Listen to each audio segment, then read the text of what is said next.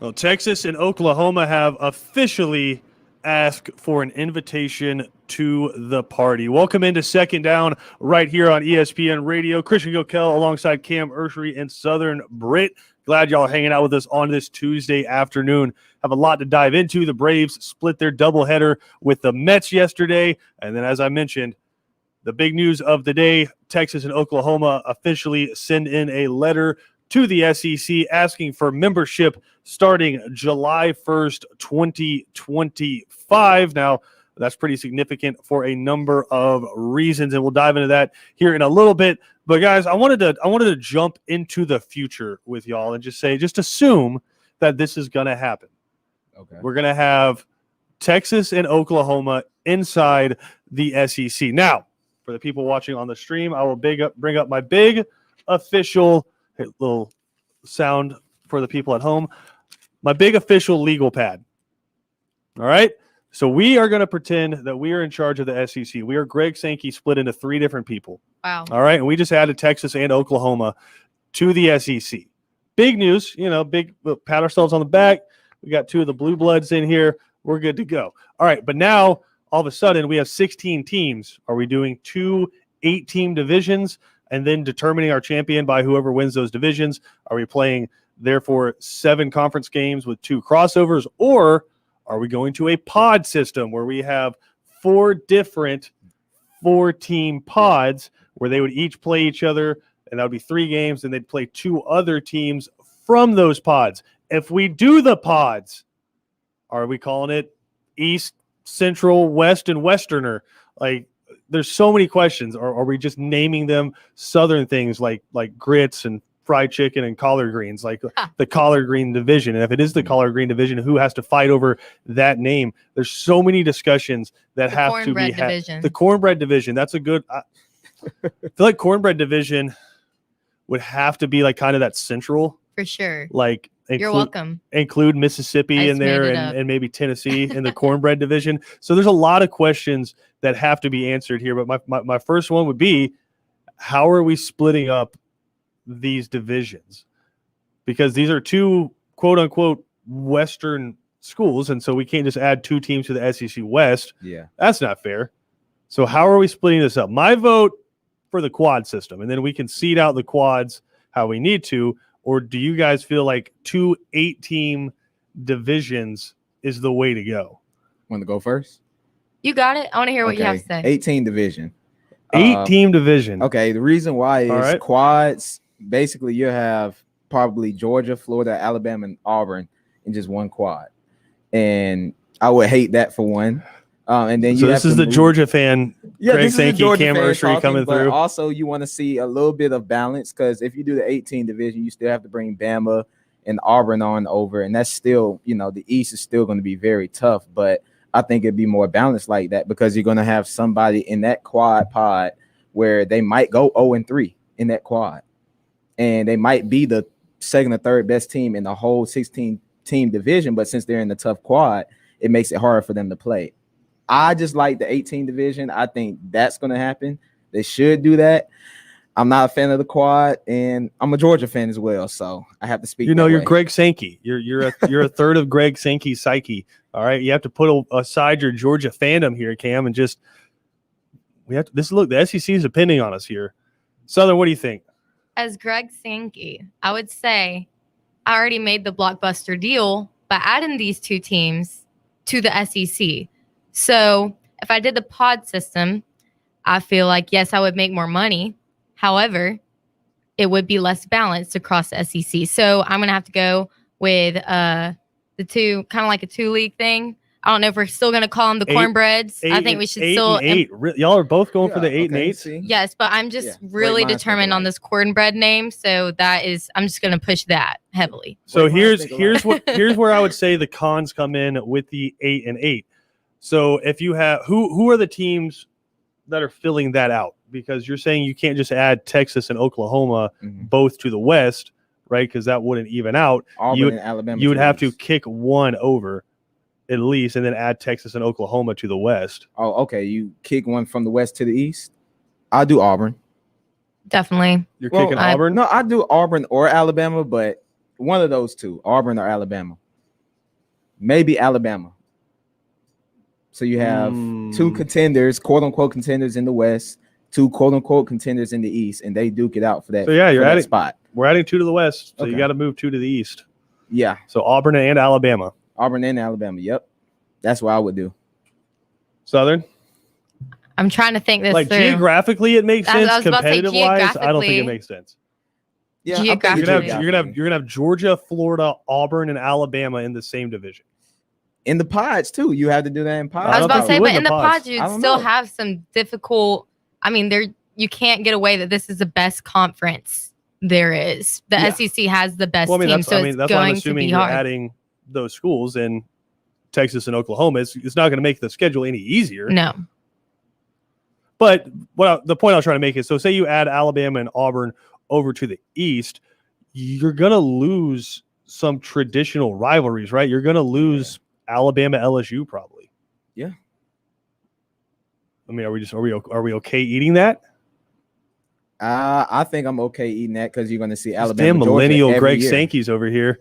You see Alabama, Georgia every year, every That's a single good year. point. That's a great point. That's Wow. SEC championship Damn, every just- year, man. Talking about patting yourself on the back. Well, no, it wouldn't be the SEC championship every year. The SEC championship would be, but whoever survives that murderer's row Yeah. to get out versus whoever comes out from Oklahoma, Texas, Texas A&M, Missouri, or not Missouri, Mississippi State, Ole Miss, like that.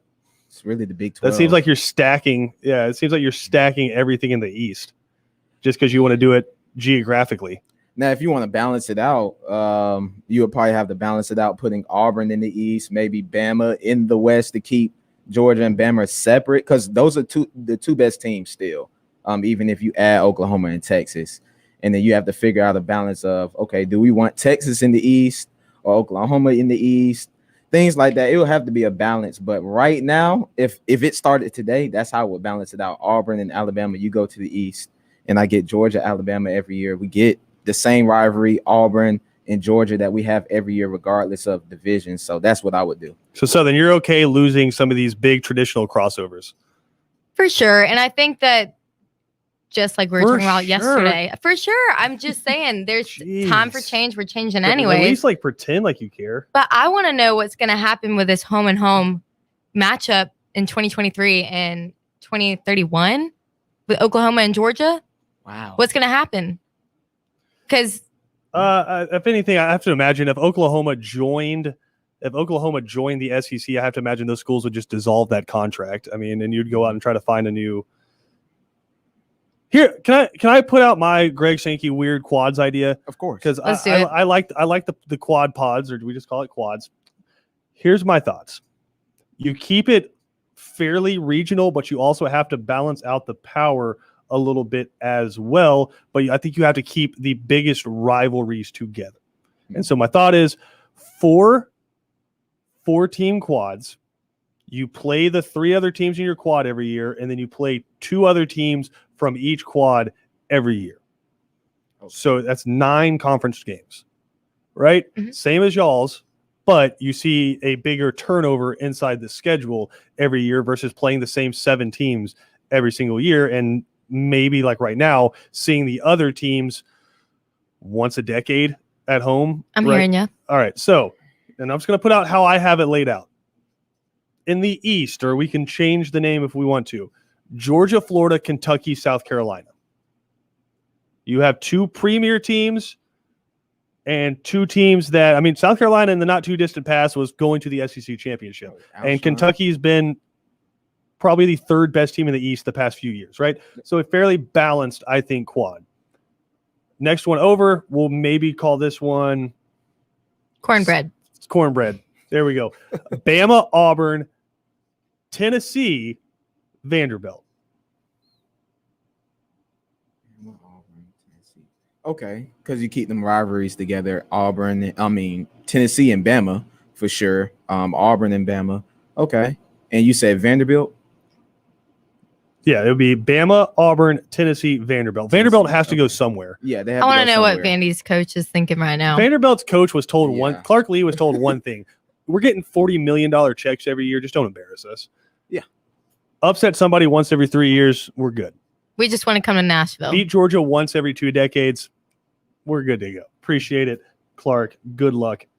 All right, so next one over, we have a decision to make. Texas A&M, they're not big fans of Oklahoma and Texas joining the SEC. I mean, Ross Bjork, the SEC, or not the SEC, the Texas A&M's AD was in media or at media days in Hoover campaigning against this, right? Do we put Texas A&M in a quad with Texas and Oklahoma? Because much like Georgia, Florida, Alabama, Auburn, we got to keep the big rivalries together. So we're going OU and Texas in the same division. Yeah. And then I say Arkansas, bring back some of those old traditional games. Do we put Missouri or Texas A&M in that 4th spot? Oh, no, Missouri. That's too much competition there. I'm kind of with you on that. Missouri. Southern? I'm trying to process it all. I like it. You're making me like it a little bit more. All right. And I'd go with Mizzou. Then the final division, which I think might be the most fun division, would be Ole Miss, Mississippi State, LSU, and Texas A&M. Love it. I think That four. is I think solid. 4 really good teams and 4 fun teams. You have Mike Leach, Lane Kiffin. You'd have, I mean, Jimbo Fisher would be going in his 20th year, making $10 million a year, not winning anything. It'll be a good time. And then, oh, by the way, LSU's there too, who won a national championship in 2019. That's the most balanced way I have figured to do this. Okay, Christian, what about the turnover? What would you say? How would you, every however many years, 2 years, would you switch up? So here's another thought inside of this is you can still inside the quad. So you play your 3 teams every year inside your quad and then 2 other teams from each other pod. I think you still have room to do 1 permanent crossover from the pods. So say when, what do we call it, Georgia the East, and the Bama one was the Central, is Georgia's permanent crossover could be Auburn in the Central. So you keep the Deep South oldest rivalry going. And then they would just have to rotate in that pod every year between Bama, Tennessee, and Vanderbilt. Okay. Now, would you then lose? You then lose potentially Tennessee, Georgia every year. You could take that. But I think in most SEC fans and most college football fans' minds, Tennessee Bama is a much bigger game. What's that? The 3rd Saturday in October. Like that's a much bigger game than Georgia Tennessee. Georgia Tennessee is a rivalry, I think, only because they have to play each other every year in the East. Yeah, Bama and Auburn. I mean, and Bama you would still see them once every 2 years. Yep. Because if you go through, let's say you go through 2021 and we have this quad system in there, Georgia would play Florida, Kentucky, South Carolina, and then we'll say Auburn's their crossover, and then Tennessee.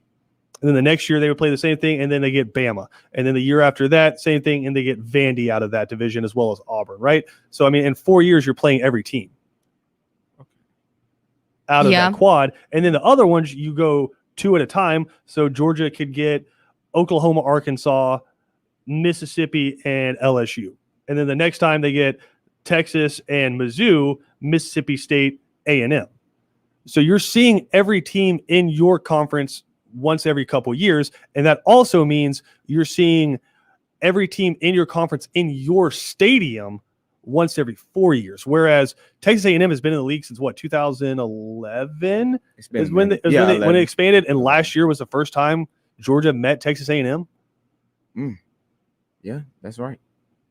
I'm just saying. I mean, I know y'all are all about the 8-team divisions. You've intrigued me a little bit. 18 divisions. I'm just throwing out some quad pods. I like the quad pods. I'm warmer to it. I feel more. All right, well, let's name down them then. for If it. you guys, I, Southern, Southern Sankey, Cam Sankey. I don't know if I agree yet. Oh, I'll say I. So 2/3, we get it.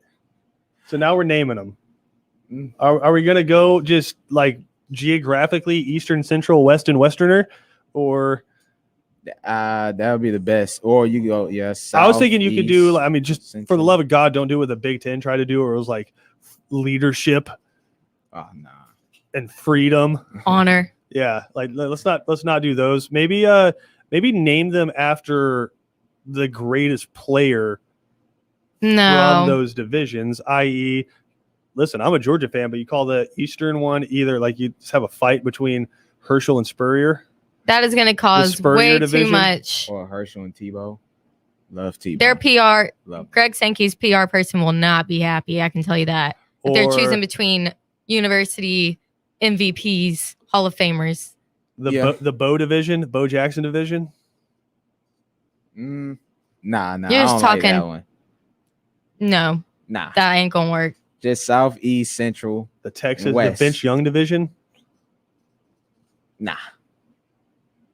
Now you got me pulling out of the pod system. I'm going See? back to That's Just why for I the- said I just had for the to hold on my names? Just pending for the offer. names. Just for the okay, just pod 1, 2, 3, and 4. Now, here's where I think it gets super interesting. I know we got to go to a break, but here's where I think it gets super interesting. How do you determine who goes to the SEC championship game?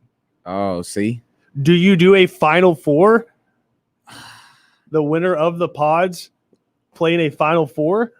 That's a lot of football. That's a lot of football, especially if we have a 12-team college football playoff. Yeah, that's a lot of football. I mean, I think the best way to do it is you take the 2 teams in the conference with the best record. So say Alabama and Auburn are the 2 best teams. This is in 2025. Bo Nix Jr. is the quarterback for Auburn, and they're running roughshod over the SEC. Alabama's still Alabama. Nick Saban still doing Nick Saban things. They're the 2 best teams in the conference. Alabama beats Auburn in the Iron Bowl, but Auburn beats the other 2 teams in their pod and wins the other 6 games. That's tough. I say you just take the 2 best teams with the best records, like conference records, Okay, I'll put it like and put them in the championship. what if game. somebody tie? What if it's like a 3-way tie? Then you do head-to-heads. Okay. So like head-to-heads. if Georgia was you have 9, so 8-1 in conference. Alabama was 8-1 in conference, and Auburn was 8-1 in conference. But Alabama had beat Auburn, and it would be Georgia, Alabama.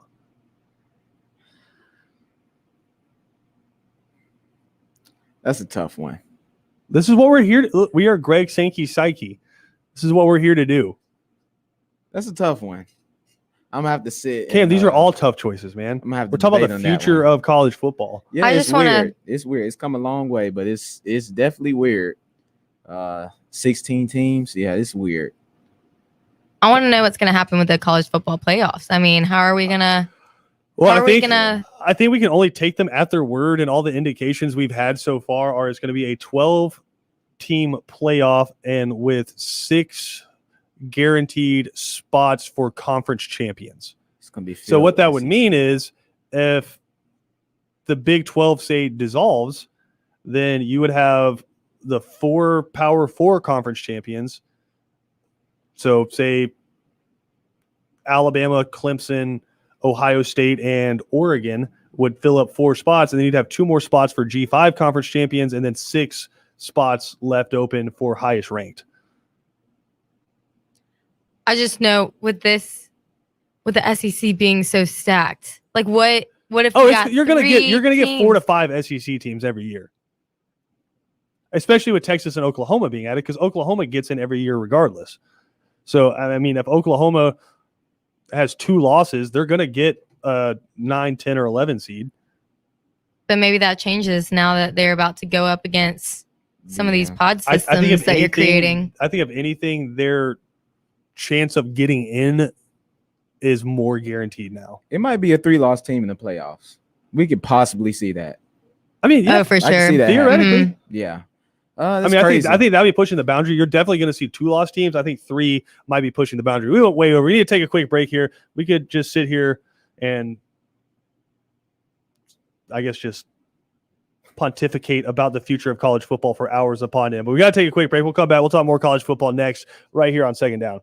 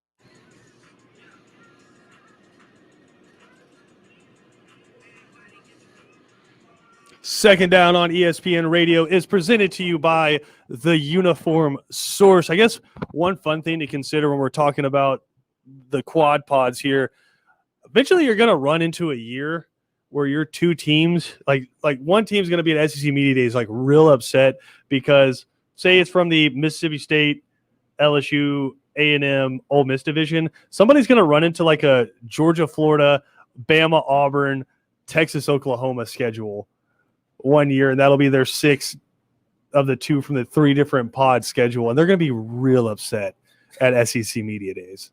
Yeah, that's pretty tough having all 4 of them on the schedule.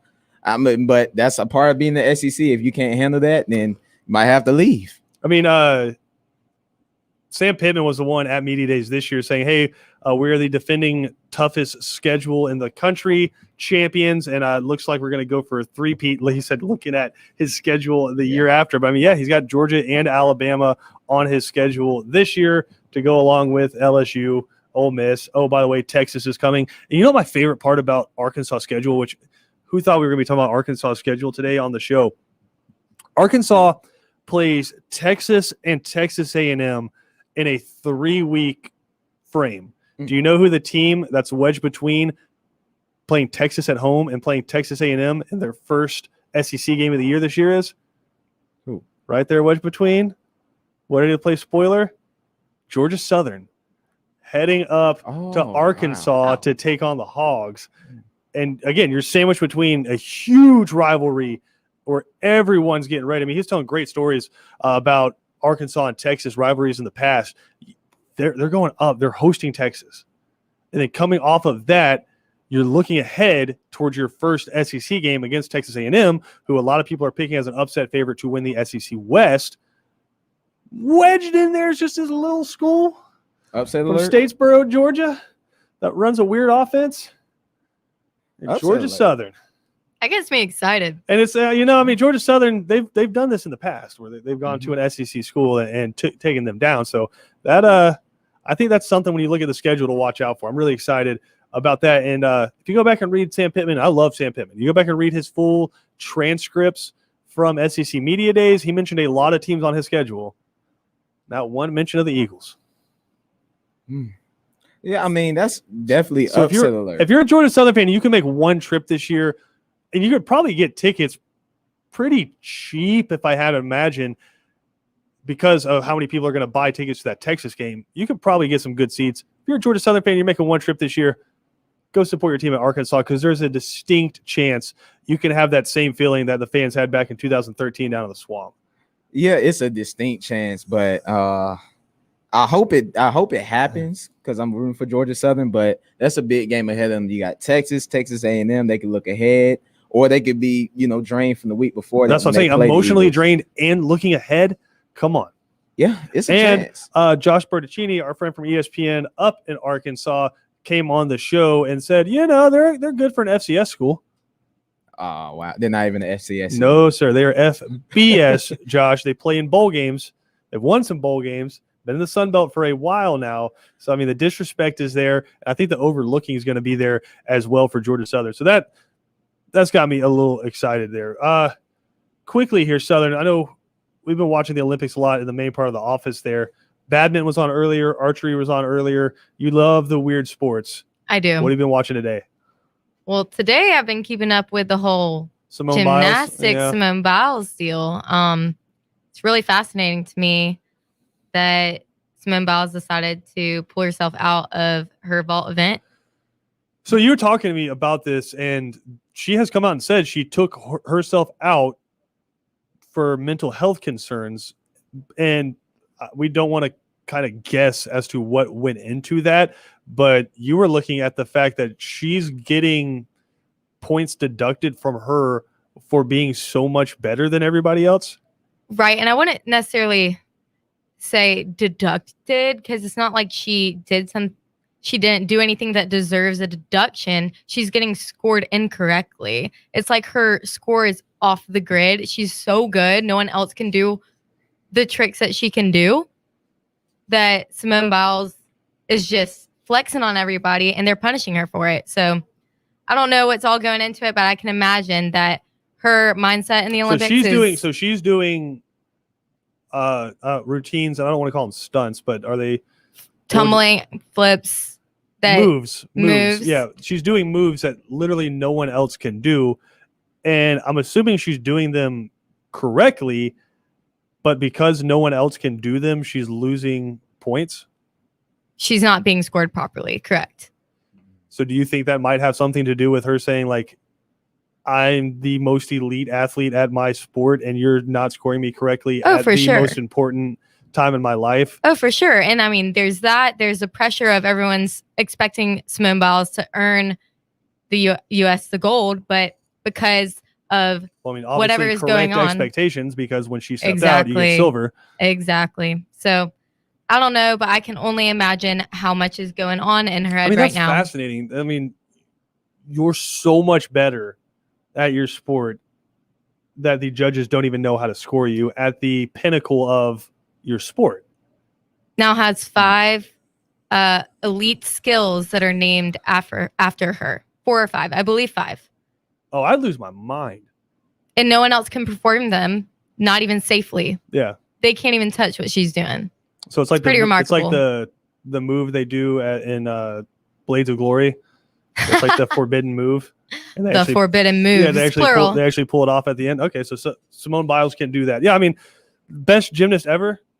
Oh, for sure, like, hands without, down. It's without like question. we're in the times of when my dad was watching Michael Jordan, Yeah. and he was like, this is the best player. We're watching that in the gymnastics world with Simone Biles. And doing things athletically we've never seen. Never anyone seen do. before. And I think it will still be years for anyone to ever touch those skills if they can. Yeah, that's fascinating. And be curious to see what comes out, because something will come out about this. I mean, we saw something similar. I'm not going to say the same, but something similar with Naomi Osaka when she pulled out of the French Open and then Wimbledon. Obviously different reasons, but circulating around mental health. And I think we use mental health as a blanket statement too much. It's like saying, like, oh, she pulled out because of physical health. Well, there's literally millions of physical reasons why somebody pulls out. And it's the same with mental. There's a plethora of different reasons why somebody would pull out for mental reasons. I mean, it could be on the playing field or off the playing field, but we will find out more as this comes. But going from the most elite athlete at the Olympics, I want to ask you, who do you think is the least Olympic or least elite athlete that's an Olympic athlete? It's a great question. I mean, because listen, I was watching badminton earlier. Those guys move. Not like they move their wrists. They move, man. Cam, there's a guy in the Olympics representing the United States with a beer gut playing badminton. I did see playing that. badminton. We look bad too. But I mean, amazingly fast, like quick twitch muscles. But I mean, the least athletic athlete at the Olympics. Least athletic, not skill, athletic. Because I mean, if you ask any of the guys on 3 now that are about to come in here in 30 minutes, if golf is a sport, they to a man will say no. What Yeah. about No, golf is a archery? sport. Archery is a skill, but you don't necessarily have to be athletic to hone in on that skill. I don't know. Golf is a sport, though. But I mean, I consider golf a sport in the same vein that, like, I guess archery would be. Man, Hand-eye won't. coordination. Golf is a sport because I've tried it and that it's hard. Well, I mean, a lot of skills It's are hard. hard. Like if I made you go weld something, That's you true. would probably say this is pretty hard. I would not call welding a sport. Listen, if there are any welders listening right now, I am not taking anything away from you. I understand how hard and dangerous that job is. I just don't know that it is a sport. Now, if you're talking about athleticism, then okay, like yeah, golf and badminton, athleticism, yeah. I know what it is. What? On the rowing team, there is the leader of the Oh, my rowing boat, goodness. They just yell at the him? Okay. coxswain. The coxswain, yeah. That is the least Okay, athletic that is person at least the athletic. Olympics. They just yell at him? They just yell. Yeah. They just yell. And I'm sure there's a huge skill and talent there, but maybe the least athletic That takes person no at the athleticism. Olympics. That is fascinating. That's a good one. I'll go with that. Even though I've never seen it, I'll go with that though. Okay, another question here regarding the Olympics. If they had an event at the Olympics where it wasn't even an event, it's a singular athlete competes in every single Olympic sport against another singular athlete from other countries in every single Olympic sport, who would you pick from America to represent our country? And they have to play every Because like sport. so like they would compete against a single athlete from all the other countries in every other event. So I mean, they're playing badminton, they're throwing the javelin, they're doing shot put, they're running the 100-meter dash, they're swimming a 400-meter, they're running a triathlon. Like they're doing everything. And they get to play their They're sport doing too. they're doing equestrian. They get to do their sport. Everything. LeBron James. He's the first one that comes to mind for me too. Yeah, because he's just a freakish human specimen. So Another LeBron one that James. immediately came to my mind was Tyreek Hill. Oh, wow. Yeah. Also Simone he Biles. could play basketball too. Also Tyreek Hill Simone can. Biles, because Okay. I feel like Simone Biles could be pretty fierce at just about everything. Tyreek Hill might be better. Now that you said that, Like yeah. in track, like he's Track, dusting yeah. people. He's And like killing unless they people. put another actual track athlete out there, he's dusting people. Where's that track athlete going to be him in the other sports? Correct. There you Like go. wrestling and stuff like that. I mean, there's a whole lot. I would say any heptathlon athlete. Why are you riding for the heptathletes? Do you know how athletic they are? I would assume they're not more athletic than LeBron James. When you're talking about every single sport, there, we're talking about like swimming. Imagine LeBron James trying to swim. I am imagining that's LeBron James scary. trying to swim at 6'8" with that wingspan, Yeah. 6'8", 260. That's scary. moving. Yeah, moving. You think he can Moving. be moving? Yes, He's I feel pretty like- I much feel the like fastest LeBron- player in the league at some point in time. Yeah, at 260. Mom, if you're listening to this, I know you're rooting for LeBron James, but I'm gonna have to go with an heptathlete over here. Can you, for those of us who don't know, what do heptathletes do? Like what is all involved in their sport? Before I butcher this, let me look it up for further All right, confirmation. well, let Southern research that. But if it came down to it, Cam, Simone Biles, LeBron James, Tyreek Hill. I'll go LeBron James because he's just that physical specimen, and I will go LeBron. Like James. LeBron's fast, and I feel like he'd be able to keep up against non-track athletes and track Mhm. events. But also, he's getting up there, man. Oh yeah. I Listen- forgot. Okay, if in we're age- talking about like young In LeBron, in of course. like we're talking about like right now. Okay, Tyreek Hill. Because like for like my answer has always been like if you're sending one person to fight the aliens, it's been LeBron for like a decade. Yeah, that's true. That's But true. I mean, he's getting up there. It's the first year we've seen him like fall apart a little bit. It's okay. Listen I'm not to gonna. I'm not this. gonna touch. All on right, that. here we go. Heptathletes. Heptathlete, Southern's riding for you. in which each competitor takes part in these same events: 100-meter hurdles, the high jump, the shot put, 200-meter dash, the long jump, javelin, and 800-meter run. Okay. I mean, that's fine, but when we're playing 3-on-3 basketball, I think LeBron's dusting all those guys. Yeah. But they have hand-eye coordination and they have the I don't care cardio. how good of hand-eye coordination you have. When 6'8", 260-pound LeBron is facing off against you in Taekwondo. You're right, but I'm gonna stand my ground. Now, I think the one event where LeBron would probably be at a pretty distinct disadvantage is equestrian. I don't think those horses are going to be big fans of a 260-pound No. dude riding on them. Synchronized swimming. Imagine him doing the Well, little dances. if I have to imagine, it would only be singular events, Boo. like the team I events. would I like guess, and be out the to door. see him and like Steph Curry do some synchronized Oh, so swimming. he gets to pick his teammate for yeah. the synchronized stuff. Oh, he'd probably pick one of the banana boat crew guys. That's true. D Wade. Yeah, Dwayne Wade Yeah, coming out of he'd probably do retirement, that. gonna have to Yeah, I like can take a see break that. from being an owner of what the Utah Jazz, Oh, yeah, he is. He's gotta take a part-time break. owner. or is That it Minnesota? true. Is he Timberwolves or Jazz? I think it's Jazz. Yeah, it's the Jazz. Somebody else is Timberwolves. He'd have to take a little bit of break from being the owner of the Jazz and come over and help LeBron in doubles tennis and doubles badminton. No, I think LeBron. You put two non-badminton players, like any athlete in the world that are not badminton players, against LeBron in badminton, he's taking them on 1v2, no problem. That wingspan, Yeah. Yeah, for sure. He's LeBron huge. James playing volleyball. Oh, that'd be nasty. Yeah. I don't know that anybody's scoring. Yeah. His spike, He's the best Yeah. bet. he would be over the net. Anytime the opponent would try to hit, he would block every single ball. I definitely want to see him play some volleyball. All right, so we're all sending LeBron. Yeah. He's had enough of a break because the Lakers got bounced early in the postseason. Oh man. Sorry, Cam. You just hurt his Injuries, feelings. but it's okay. Yeah, you got around you this got time bounced. next year we'll discuss this. you got bounced. We got to take a quick break. We'll come back with more second down after this.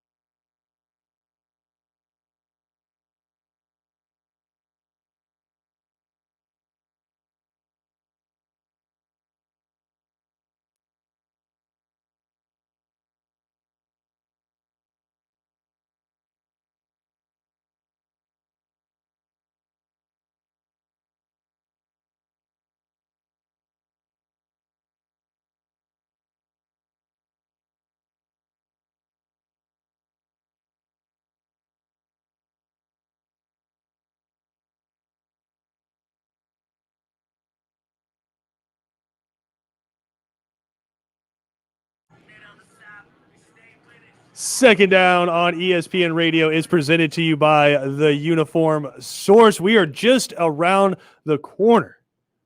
Coming up so fast. ESPN High School Game Day, High School Game of the Week coming up here about a month, less than a month. High school football is here. I mean, Southern, your dad's out probably on the practice field right now. Yep. Getting ready to rock. Getting ready to rock and roll. I mean, is he amped? He's so excited. But he has every right and reason to be.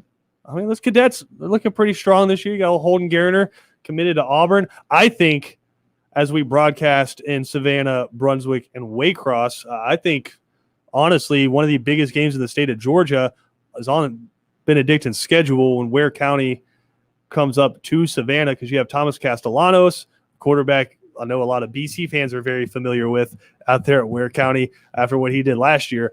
You have Thomas Castellanos, who is a UCF commit, coming up and leading the Gators against the Cadets. But, I mean, there's so many really awesome quarterback play around South Georgia coming up. I mean, Castellanos, Garner there, Barry Kleinpeter over at Savannah Christian, not Savannah Christian, Country Day is really good.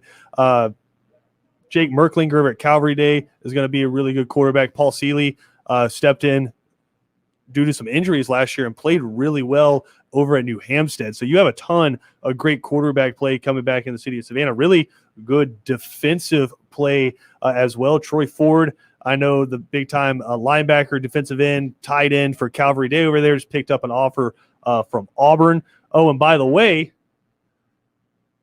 you got a little bit of under center wing T football coming back down in Camden County, as well as they try to get back to what Camden County did best, which is running the football and playing great defense. So you got that coming back. City championship is going to be awesome down in Brunswick when Glen Academy and the Brunswick Pirates get together. And then, oh, by the way, inside that division, Richmond Hill, not too far removed from making a run to the semifinals in the state playoffs. So I'm really excited, man. High school football is here.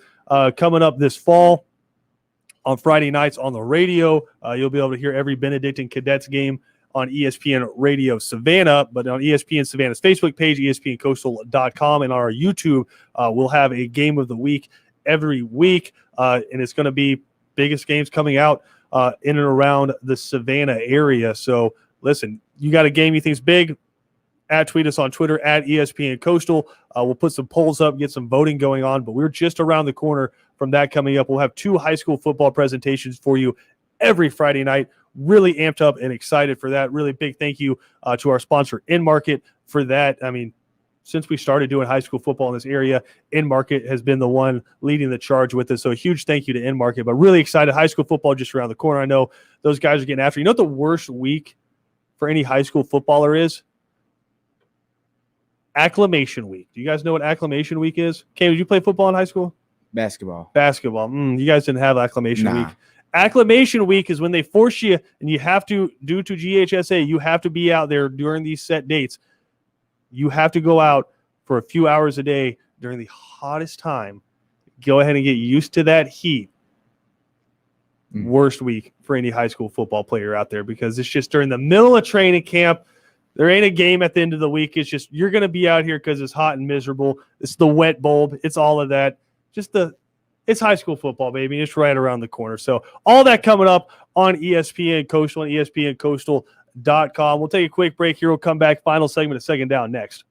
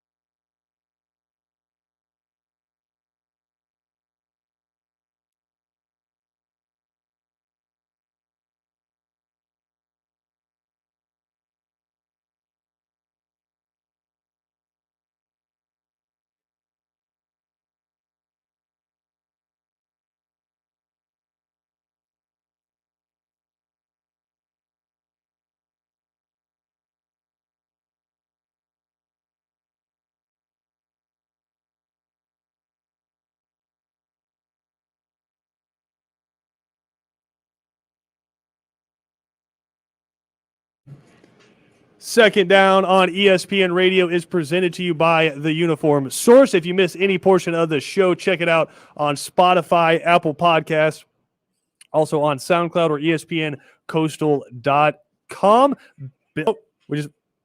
Cam, you can bring Mary J back up if you need to. If you're feeling the Mary J. Blige today, I get it. It's a great song. Family Affair, man. It's okay, Cam.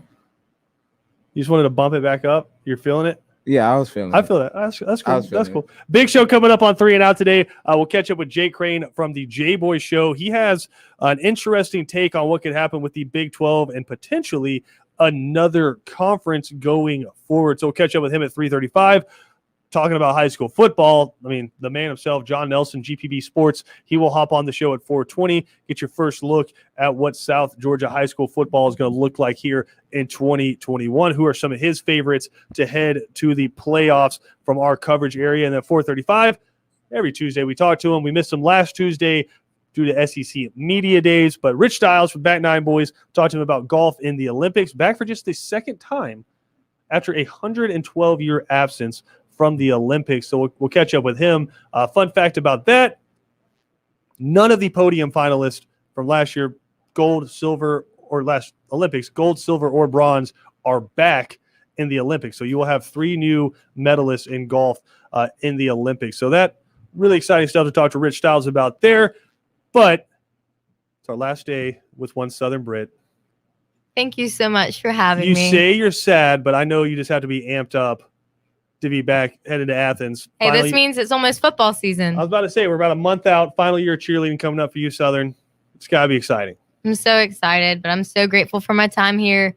You guys rock. I love talking sports with y'all. Well, I know you'll be busy up in Athens, but you're only an internet connection away. That's true. I can hop on sometimes. That'll be fun. We'll get the inside scoop because, we know who knows what's going on the sideline. It's not the offensive coordinator or defensive coordinator. No, it's me. It's not the analyst. It's the captain of the cheerleading squad. He's going to know what's going on. Who has a better view of what's happening out there, Cam, than someone who's being held up by 3 other people? She literally has a bird's eye view of what's happening. On the Best field. view in the house. Best view in the house. Which game are you nonetheless. most excited for coming up this fall? I'm honestly just excited for the opening game versus Clemson. Don't give me the coach speak. I'm Don't give me. That's the Listen, we're truth. I focused love on it. we're focused on Clemson. That's the one. Yes, because it's the first time we'll see a full stadium, and how many years first time I'll be able to be cheering on the team again on the sideline again. Your dad taught you Hopefully. right. Biggest game. Your dad taught you right. And their biggest game, too. You ask her who she's excited about. Listen, I'm only focused on Clemson. I don't even see the other teams. Whoa. Wow. Bold statement. Bold. Not So- until we get to the following week. One team at a time, 1 week at a time. So we are grateful for our time with you, Southern. Thank you for blessing us with your presence. Thank you, Christian. absolutely. And thank you, Cam. I'm sorry I interrupted you day one, but I hope Oh man, she just we I don't Rekindled even remember it. our Oh, friendship. that was whatever. That just a rivalry was born that day. But again, big show coming up on 3 and Out. You'll hear more from Southern in the future. Catch up with Jay Crane from the J-Boy Show, John Nelson from GPB Sports, and Rich Styles from the Back Nine Boys. All that coming up next on 3 and Out right here on ESPN Radio.